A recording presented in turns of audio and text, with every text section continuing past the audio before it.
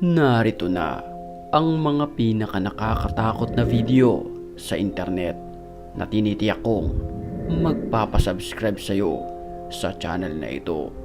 Kaya't kung ready ka na, ano pang hinihintay mo? Di... tara na!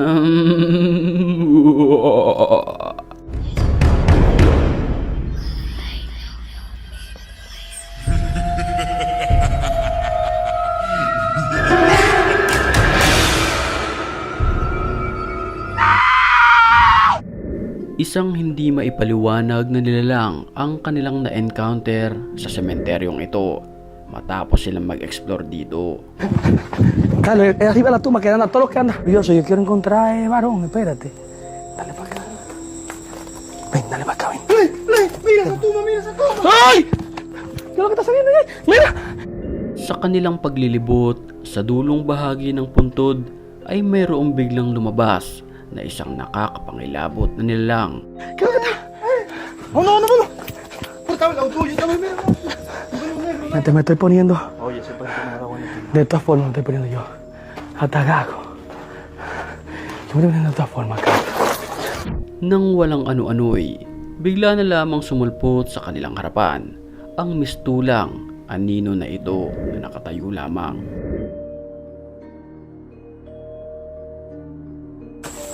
Ay! Palipat-lipat ng pwesto ang nilalang hanggang maisipan na lamang nila na umalis sa lugar. Alas 3 naman ng madaling araw nang makunan ng video ang nilalang na ito na nakasuot ng mahabang damit. Ito ay naglalakad sa gitna ng kalsada habang takot naman ang nagbi-video. Su lamento y su llanto, bastante desgarrador y bastante triste. Este video es una evidencia de que la Llorona verdadera fue captada. Y es un video bastante fuerte, ya que ahí se demuestra que la Llorona verdadera... Sa kalagitnaan naman ng hating gabi, alimoy na videohan ang isang nakakapangilabot ng boses na parabang isang halimaw.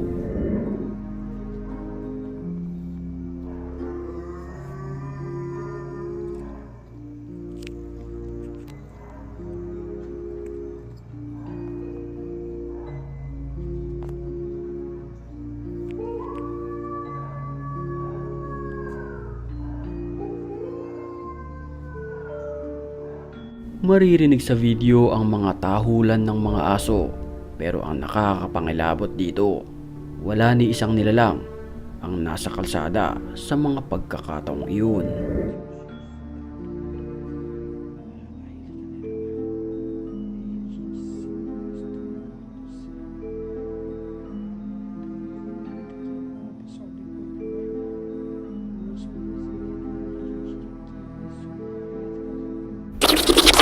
Nagkagulo naman ang mga tao sa kuha ng CCTV na ito matapos silang masilayan ang animoy pagpaparamdam ng masamang espiritu sa pamamagitan ng pagbukas ng refrigerator.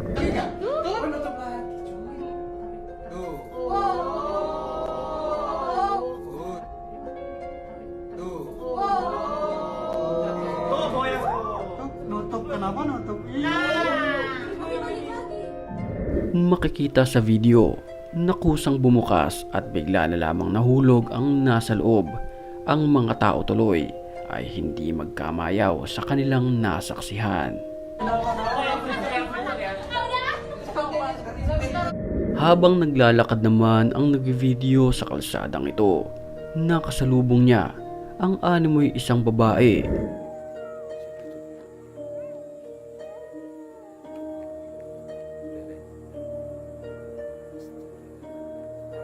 Ang nakakapangilabot dito, ang kanyang itsura ay mistulang blanco.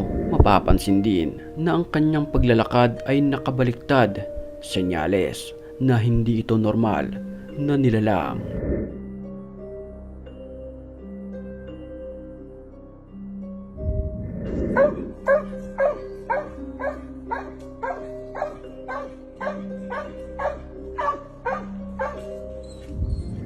Nagtataka ang nagbi-video kung bakit tahol ng tahol ang aso sa taas ng puno kahit wala namang naroon.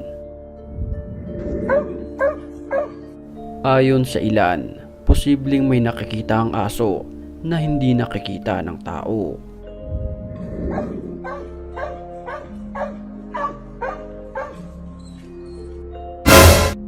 Nakakapangilabot naman ang nakuhanan ng CCTV na ito sa isang kalsada.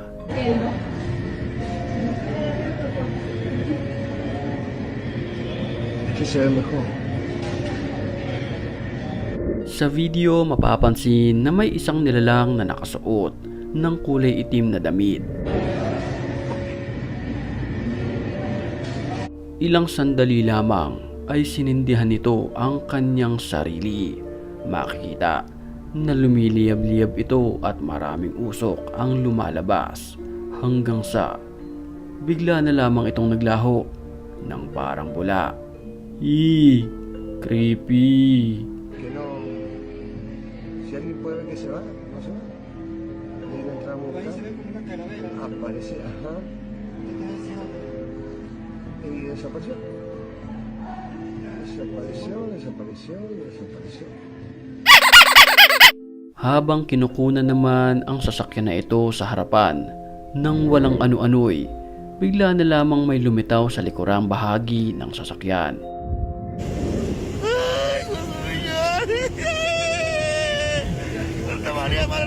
Kapansin-pansin ang animoy isang nilalang na nanlilisik ang mga mata.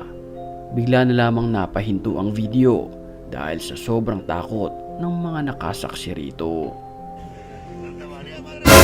Bago tayo magpatuloy sa video sa puntong ito'y batiin muna natin ang mga certified matapang. At kung gusto mo rin mapabilang sa kanila, mag-comment ka lang. Dahil ang may pinakamalulupit na comments, yun ang aking pipiliin. Back to the story. Nakakapangilabot naman ang videong ito matapos makunan ang isang nilalang sa ilalim ng kuwebang ito na tila kumikinang-kinang, mas makinang pa sa araw.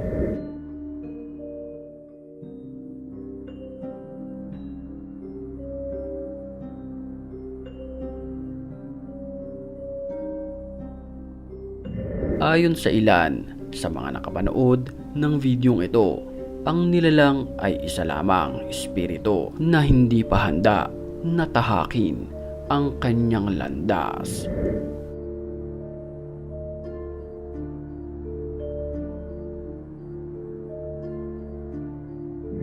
Ikaw, naniniwala ka ba na mayroon talagang espiritu ang isang tao? I-comment mo na lamang ang iyong opinion sa comment section at pag-usapan natin.